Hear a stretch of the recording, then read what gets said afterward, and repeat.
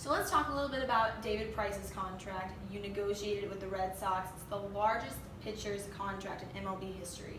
Can you walk us through what it takes to negotiate a contract of that magnitude? It was certainly a fun and interesting experience, and a little stressful as well. I was happy for David and for myself to some degree, because we had gone through 6 full years at the major league level, very near 7, to get to this point. And in today's baseball, so many of the top pitching prospects end up committing to long-term deals earlier in their career, primarily in the sense of just trying to hedge themselves from injury. And so for David to have played it out and grinded out 1 year at a time, I was really proud of him, and it was a true accomplishment to get to that free agency point. So he deserved the opportunity to be rewarded for it. And I viewed him, I've always felt like the #1 starting pitcher is like a starting quarterback in the NFL. And oftentimes I've thought we have 7.5 billion people in the world, and sometimes we can't come up with 30 #1 starting pitchers. Just like sometimes we can't come up with 30 starting quarterbacks in the NFL.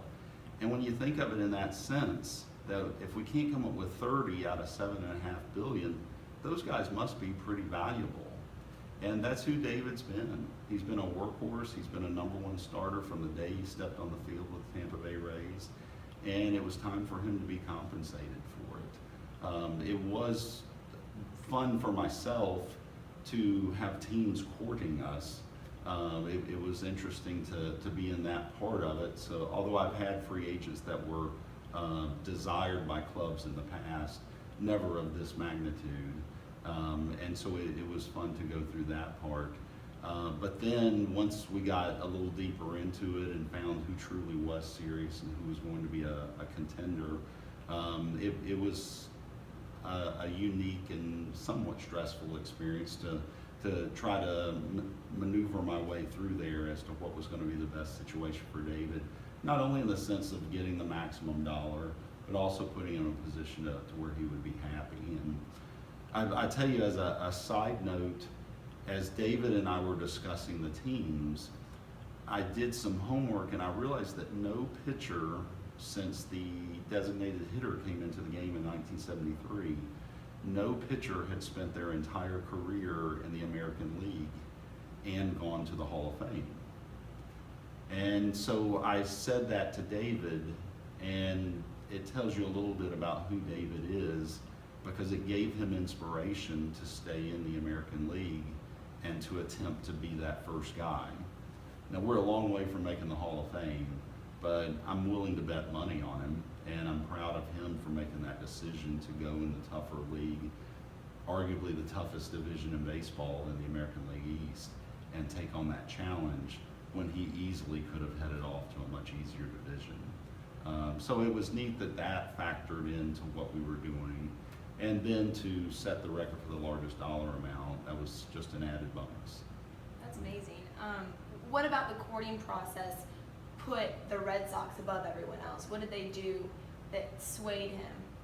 That swayed you guys, both of you? I tell you what was very interesting. It was David did not want to visit the cities, where we've seen some players do that in the past.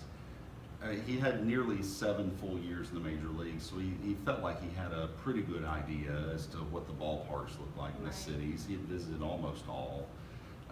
So he said if anyone wanted to meet with him, he wanted them to come to Nashville. So we had clubs come in, and when Boston came, in addition to David Dombrowski, their president of baseball operations, and Mike Hazen, their general manager, they also brought John Henry, the owner. They brought Sam Kennedy, who is the president of the Red Sox, and they brought Frank Wren, the former general manager of the Red Sox, who's now a senior advisor, and John Farrell, the team manager. And it really impressed David that they brought, #1, they brought more people than anyone else, but then secondly, that they brought them from so many different aspects of the club. And John Henry, the owner, and John Farrell, the manager, specifically spent one-on-one time with David, and it truly made an impression on him. And literally when David and I got in the car to leave that restaurant where we met, the first words he said to me were, "That makes me want to be with the Red Sox." Wow. So that they did a good job of courting him just in that one meeting there. Yeah. All right. Thanks so much for being here, Bo. It's been so much fun learning about you and what it takes to be a sports agent.